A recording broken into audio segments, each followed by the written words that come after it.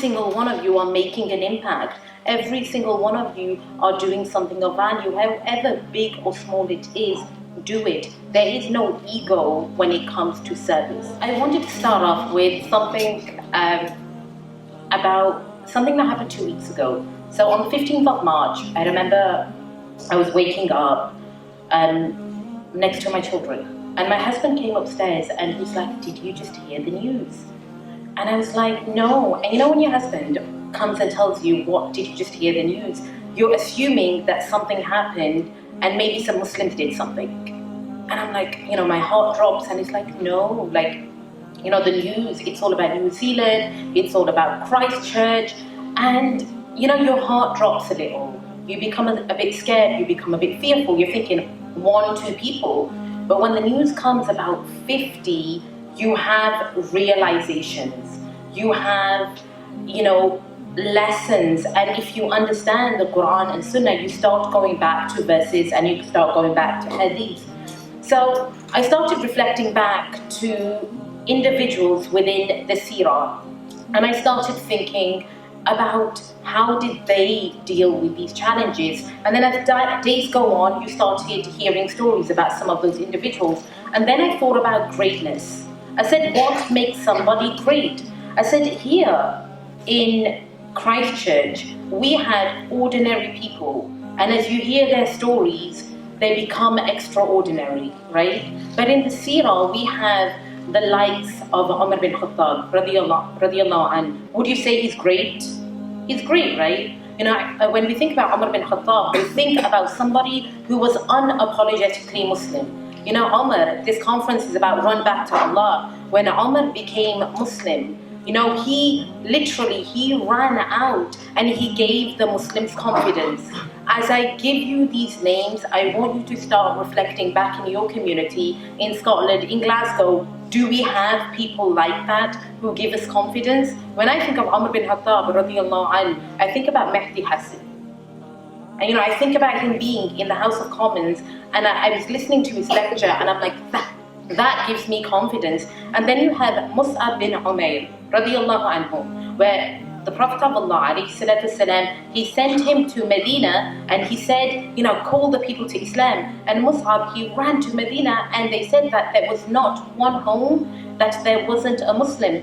We think of Nusayba bint Ka'b, radiallahu anha, and I want to use females, because we have a tendency to learn about male companions. And sometimes the sisters, they think, what about us? So you have Nusayba, they say she was tending to the soldiers. She's a nurse, right? And she saw the Prophet ﷺ, he was being attacked.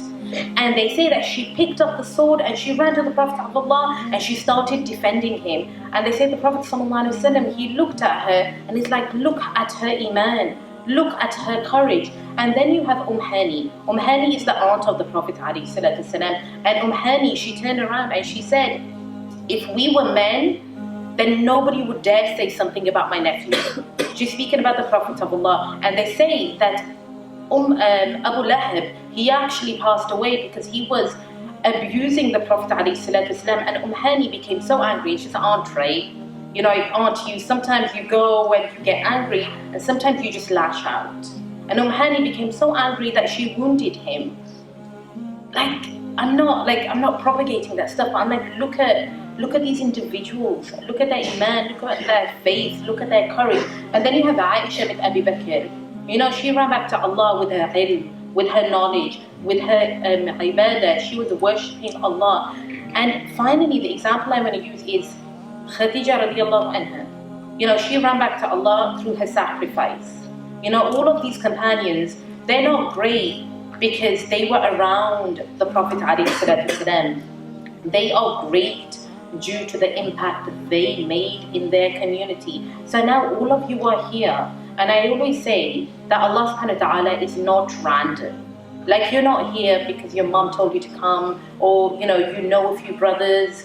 You're here because Allah subhanahu wa ta'ala chose you to listen to something. He wants to plant seeds so you can go out and you can do something. And now going back to these, we think that Umar bin Khattab, radiallahu anhu, we think about Mus'ab bin Umair, that they are great and they are figments of the past. They're in the past. One thing we learned And what we learned in the tragedy in New Zealand is that these people who were murdered, that their strength, their resilience, their iman, their courage, that they are great. That we have individuals in our community that are as great and as amazing, and their greatness still remains within us and around us. So the question, and I want you to constantly be asking yourself questions. People come to talks and they leave and they don't reflect. Like tafakkar, why do we have the Quran and why do we have the Sunnah? Why, when we have teachers, what makes knowledge so pivotal is that we're reflecting and that we're engaging. And an example is in Surah An-Naba, Allah subhanahu wa ta'ala says, عَمَّا يَتَسَاءَلُونَ عَنِ النَّبَإِ الْعَظِيمِ كَلَّا سَيَعْلَمُونَ ثُمَّ كَلَّا سَيَعْلَمُونَ. You know, when you think of kalla, and I'm saying kalla and I'm not screaming, I'm not going to, you think kalla. I have children, and anybody who has children is, when they're 2, they're not going to listen to you. So when your child runs to a fire, you're like, kalla. It's so loud, it's so fearful. The Quran is a very emotional book. The seerah is a very organic, it's alive, and we have to connect with these stories more than just being stories that are there and written. Every single one of you can be great. You can do great things, but it means looking in the mirror and finding self-worth. Looking in the mirror and telling yourself that you can specialize, you can worship Allah subhanahu wa ta'ala at a very high level, that you don't have to be broken because you make mistakes, because everybody makes mistakes. You don't have to be broken because you struggle with your salah. Everybody struggles with their salah. There's someone who prays 5 times a day and they're struggling with concentration.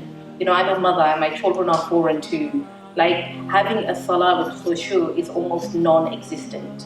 But I continue praying, and I know that Allah subhanahu wa ta'ala will compensate my salah. So greatness is not becoming Umar bin Khattab radiallahu anh. Greatness is finding what's right and what's good for you and embracing it. So Allah subhanahu wa ta'ala, He says in the Quran, وَمَن يُطِعِ اللَّهَ وَرَسُولَهُ فَأُولَٰئِكَ مَعَ الَّذِينَ أَنْعَمَ اللَّهُ عَلَيْهِمْ. I was like, my husband has the Quran. I'm like, I get mixed up on this one.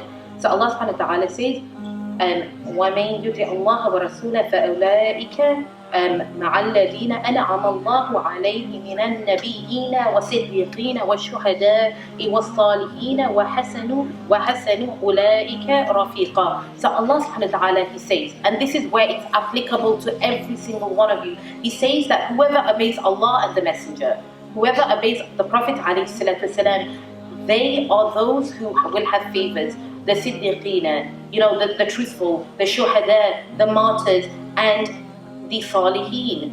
Like, you can be of the highest companions. This ayah is just not reserved for the Sahaba radiallahu anhum. It's reserved for every single person who follows the Prophet ﷺ, even though it's so difficult.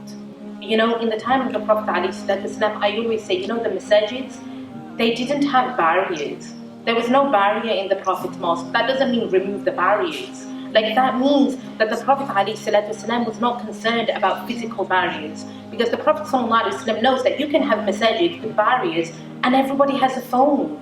They can still be doing stuff. He was more concerned about creating that internal barrier, that wherever you are, you fear Allah.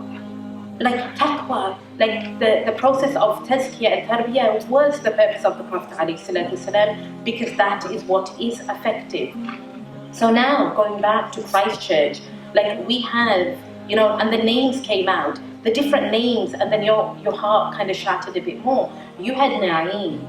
They say that he was so courageous that he ran up to the attacker and he fought. And then you had Ata al-Ayyan. And Ata al-Ayyan, when you look at his pictures, they say that when he passed away, and he was on the futsal team, so he was mixing with Muslims and non-Muslims, they say that it literally left a hole in the heart of the community. And I think, and I'm like, if I passed away today, what's my impact? When you think of Husna, I think of Nusayba bint Ka'b, she's in the women's area, right? and she hears something and she thinks about her husband and she runs down just to see he's okay. So we think Nusayba was in the past. We've got women who are at that caliber in our community, and I ask ourselves, like, are we cultivating a Mus'ab bin Umair? Are we cultivating an Umar bin Khattab? Are we cultivating a Khadija bin Khuwaylid? May Allah subhanahu wa ta'ala be pleased with them all. Are we within ourselves taking that journey with Allah? Having goals, having aspirations, having reflections every single day. We know the hadith of the Prophet ﷺ. He got up, he came, and the Prophet ﷺ kept saying he's a person of Jannah. And then eventually a companion went to his house trying to discover how is he a person of Jannah. And he comes to the realization that the only thing he does is that he goes to sleep and he removes all hatred of all enmity of anybody who exists. We think mental health is a new issue. Mental health is something that existed in the time of the Prophet ﷺ, because he was constantly preparing a community that was more focused on creating an impact within their capacity rather than living for the dunya, because the dunya ends. Your impact doesn't. So now, that's the question I want you to ask. If I passed away, who would remember me? What impact have I left? What am I doing? How would my parents remember me? And that's why, going back to Ata al-Ayyan, on Facebook, one of his friends, who was part of the futsal team, like Paul, and really touched me. And Paul, he makes the comment that, anybody dare be racist or Islamophobic, come to me and I'll sort you out. And he's saying that it's like we knew Allah, and we knew how amazing and how dedicated and how great of a Muslim he was.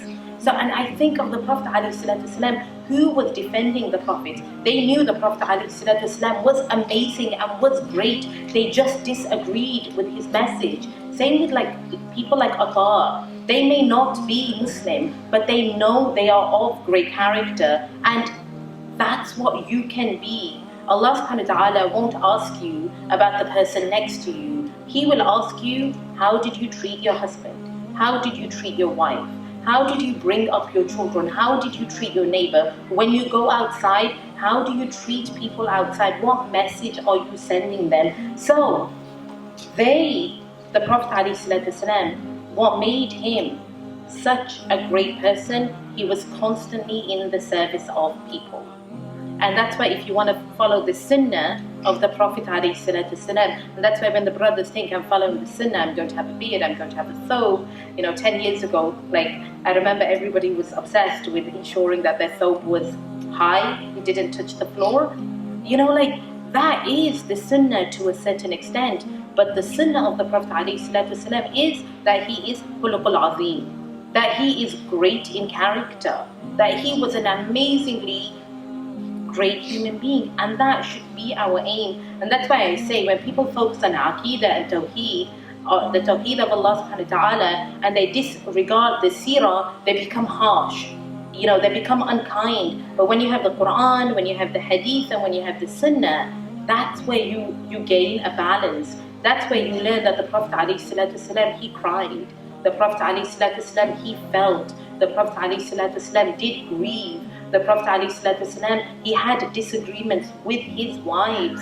The Prophet ﷺ lost children. The Prophet ﷺ was slandered, was humiliated, but he always turned back to Allah. He was not man enough or good enough to feel. So you will feel, but how are you responding to your challenges? Challenges that are so inevitable. Challenges that will come and that will break you, but you can pick yourself up again. So, going back to service, and I always say that people are not lost to tragedies. We lose people to drugs. We lose people to alcohol. We lose people to gambling. We lose people to bad character. We lose people to, they abandon their salah, they abandon their dua. Every single one of you may have people, and you definitely have people in your families that don't pray salah, that may be drinking alcohol, even though they're Muslim, they may be involved in drugs. They won't come to events like this. And the Prophet ﷺ didn't expect people to come and listen to him, because people wouldn't come.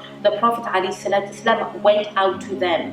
So we may have a deen that is so amazingly great, but if the deen is just within our four walls, there's no impact. So the question is, how are you taking this amazing deen to your children, to your family members, to your friends? How are we as a community tackling the issues of drugs, of alcohol, of gambling, of a lack of salah, of apathy, by the way? There are people who are not even concerned about their deen. How are we tackling this? Because they're not bad people. Because we've been there too. Every single one of you may have come from a non-practicing background, a non-practicing family, and you found Allah because there was someone who was helping you. How can you be that person who is helping other people? And that's where your greatness lies, helping people within your capacity. Not everybody needs to come on stage and give a speech. Not everybody needs to recite Quran. Not everybody needs to write a book. Not everybody needs to be a doctor. But everybody needs to be something to them. You have to work within your potential. So moving on is taking responsibility, because it's not the challenge that defines you. And the Prophet ﷺ didn't stay within his home. And I'm going to bring in the story of Hajr in a small while, but the Prophet ﷺ says in Qada al-Hawaij, he said that verily Allah He's assigned blessings to people. Like He's given them blessings, and He consolidates their blessings as long as they offer them to others. If they refuse to give them, then Allah subhanahu wa ta'ala will take the blessings away. And this hadith focuses on going out and helping others. If you are not helping others, if you are not using your blessings to your good, if you are not using your wealth, we all have money, we all have something. You all have something more than someone else. If we are not using them well, then Allah subhanahu wa ta'ala will take them away. So we have to do our part. So now we're going to take a step back to the prophetic society. So not everyone in the community of the Prophet ﷺ, as I mentioned, was great. We had Umar bin Khattab radiallahu anhu. He was a great leader. We had Aisha bin Abi Bakr. She was into ilm, she was into knowledge, she was into ibadah. And more importantly, not everybody was known. So not everybody here needs a name, but everybody was valued to the Prophet of Allah. And that's why, people would come to the Prophet ﷺ and they were his sahiba. Sahib is something that is incredibly close. And the Prophet ﷺ, he was going to the masjid in Sahih al-Bukhari, and he saw a group of women, and he's like, Assalamu alaikum, how are you? And he made them feel so welcome. And they say the Prophet ﷺ, nobody smiled more than the Prophet of Allah. Like, do you see how it was such an inclusive community? So going back to being known, going back to being unknown, in a Sahih hadith in Ibn Majah, Sa'id, he narrates a story of a black woman. She's a black woman, she's from Abyssinia, and she used to clean up the masjid every single day. So the Prophet ﷺ would notice her, like she's just cleaning, she's elderly and she's old, but she's like, I need to clean the masjid. We have uncles like that, right? They like to spend their time in the masjid. So the Prophet ﷺ, for years, he's just seeing her, and suddenly one day, she's not there. So now the Prophet of Allah, he comes the next day, and she's a nobody to the people, by the way. Just the uncle, just the aunt. And the Prophet of Allah, he turns around and it's like, where is she? They say, oh, Ya Rasulullah alayhi salatu wasalam, she passed away last night, so we just buried her, we did her funeral. And they say the Prophet of Allah alayhi salatu wasalam became so sad. He became so upset. He's like, how come you didn't tell me? And indirectly they're saying, she's just a woman. She's just a cleaner. Like, she's not that important. And the Prophet ﷺ really felt it. And they say that her home was like a mile away.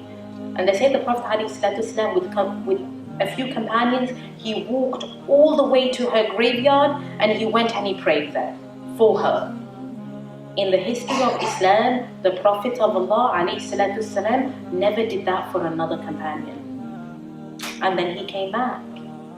You know, here's a woman that is so unknown in the community, but she's so valued to the Prophet of Allah because she's giving a service to the community, because she's doing something. You know, many times I come as a speaker and people put speakers on a pedestal that's not real, by the way. And like, should I get you tea? Should I get this? And I'm like, who am I? Like, we're just at the service of Allah. Like, we're nothing special. Every single one of you are making an impact. Every single one of you are doing something of value. However big or small it is, do it. There is no ego when it comes to service. We are all good enough for everything. So now, just a few things quickly, is that be a caretaker, and I have 3 examples. And the examples I have are 2 women. Because I'm a female speaker, right? I want to appeal to you, and I want you to think that we can help our women be something. You know, and we all have to understand our priorities at home, at work and stuff, but we can still be something. So here we have Fatima Al-Fihri. You know, she established a Islamic institution that was helping thousands of people. We have Ans Tamara Gray. You know, she's the founder of Rabata. You know, she's teaching Islam to so many people. I can give you hundreds and hundreds of names of women who are making an impact, and their mothers, their sisters, their educators, they have PhDs, and nothing takes anything away from them, and it doesn't take them away from their families. They're so committed to both, but they have discipline. They have taqwa. They're not wasting their time. So the final thing I want to say is running back to Allah. I'm ending there. We have the example of Hajar alayhi salam. So Hajar alayhi salam is the wife of Prophet Ibrahim. So can you imagine Hajar? She's in her home and she's happy and she's content. And then her husband, Prophet Ibrahim alayhi salam, he comes to her and he's like, we're going out, we're going somewhere. And Hajar alayhi salam's thinking, okay, like, and you know, let's be realistic. She's thinking to herself, where are we going? And her husband's like, we're going somewhere. As a wife, I'm like, I want to know where we're going. But she gets up and she trusts her husband, and her husband takes her out to a desert, Prophet Ibrahim alayhi salam, and he starts walking away. And he doesn't just leave his wife, he leaves his child. That's very difficult. And people say, a lot of people, why didn't Prophet Ibrahim alayhi salam say anything? Because men deal with pain differently. Many times with men, when they're dealing with pain, they have a tendency to just clamp up. You know, I know when my husband is dealing with pain, sometimes I just have to let him be. Prophet Ibrahim alayhi salam is hurting so much that he doesn't know how to tell her. And then she understands, because she's she fears Allah, she understands Allah, she has yaqeen. And she says, did Allah tell you? And he's like, yes. And then she's like, okay. So running back to Allah, when Hajar alayhi salam is left in the desert, does she be like, okay, help will come, Allah will save me, something will come? No. Hajar alayhi salam, when she realizes that no human help is coming, she seeks for divine aid and she runs. Does she run one time? She doesn't, right? How many times does she run? 7. You know, and they say that she would have kept running until help came. She didn't have apathy. She didn't suffer in silence. She got up and she ran 7 times until Allah subhanahu wa ta'ala, He gave her help, until she became the custodian of Mecca. You know, until she's the one who had the key. So she was running back to Allah, and she was running back for her family, for her children, and for her community. So I want to end. Hajar alayhi salam may be a woman, but her lessons are applicable for every single one of you. Whenever you go through a test, whenever you go through a challenge, whenever you assess your home and your community and you find something, run back to Allah in different ways until you find the solution. Because one of the tricks of shaitan is to make you give up hope, and don't let him win.